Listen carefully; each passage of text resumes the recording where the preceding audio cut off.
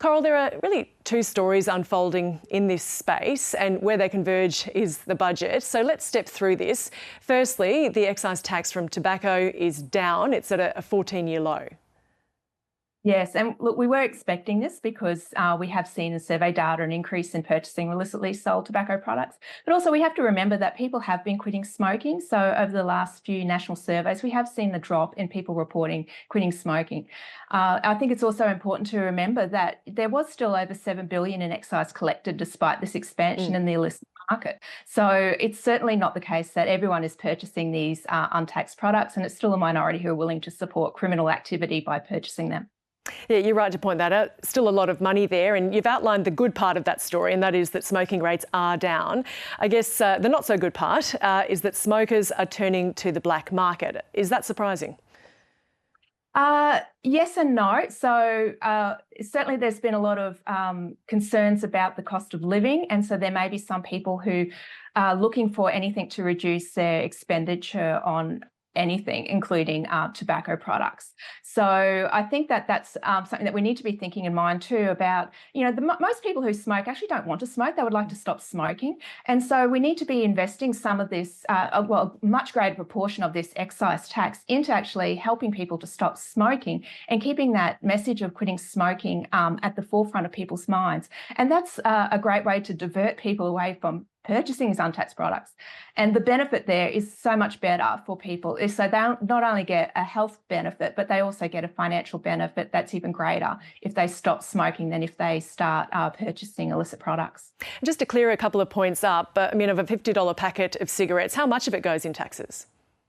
About $35 of that will go into taxes. And again, I'd just like to point out that this is actually a health measure, so it's not primarily intended as a revenue-raising measure. So it's great to see a greater proportion of that funding actually going into strengthening responses to illicit tobacco trade, but also, again, increasing the amount that goes into supporting people to stop smoking and to you just strengthen our response to smoking in general would be a great thing to see.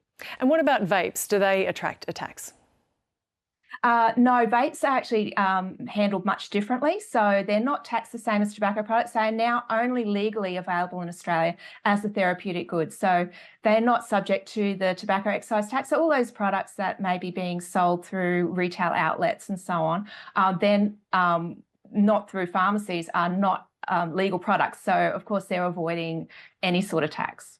And we do see the effects of the black market trade at the extreme end in our everyday lives because, well, in the news at least I should say, there have been shop bombings here in Australia. There's been a lot of activity in Melbourne, but we've had raids in Sydney as well.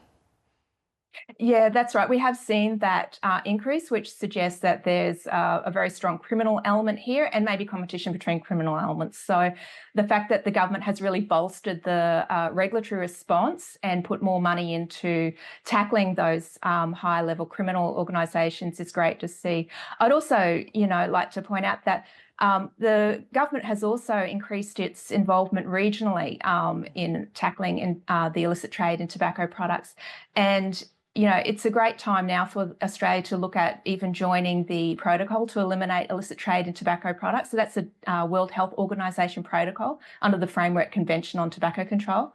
And so that would also increase our international capacity to tackle this important issue before it actually reaches Australian shores. And on to that earlier point you made, what you're talking about is this $157 million that was announced ahead of the budget, but in new funding for tobacco enforcement. So police and customs efforts to be bolstered. You welcome that. If we want to tackle the use of illicit tobacco, is that the best way to go about it? What else should we be doing here? Yeah, so another thing that was in the budget, which I think is really an important measure, is more funding for the states and territories to also assist in this. So historically, the focus has been only on protecting the border and also dealing with things like illicit tobacco growing in Australia.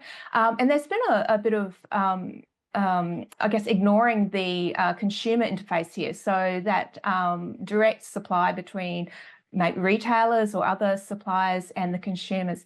But that's now changing, and there's been a lot of activity happening at the state and territory level. So things like tobacco retailer licensing, that really increases the capacity of the states and territories to help deal with this issue. So a lot of those measures are now only coming on board in some of the big states. So, for example, Victoria and New South Wales haven't got their tobacco retail licensing schemes in place yet. Queensland has since last year. And so there's a lot of potential here for greater collaboration between states and territories and the federal government, and also internationally, to really tackle this problem. So even though it's been a growing problem, I have a lot of hope that they will start seeing a turn in the direction of this soon, once all of these different measures come on board and this greater investment.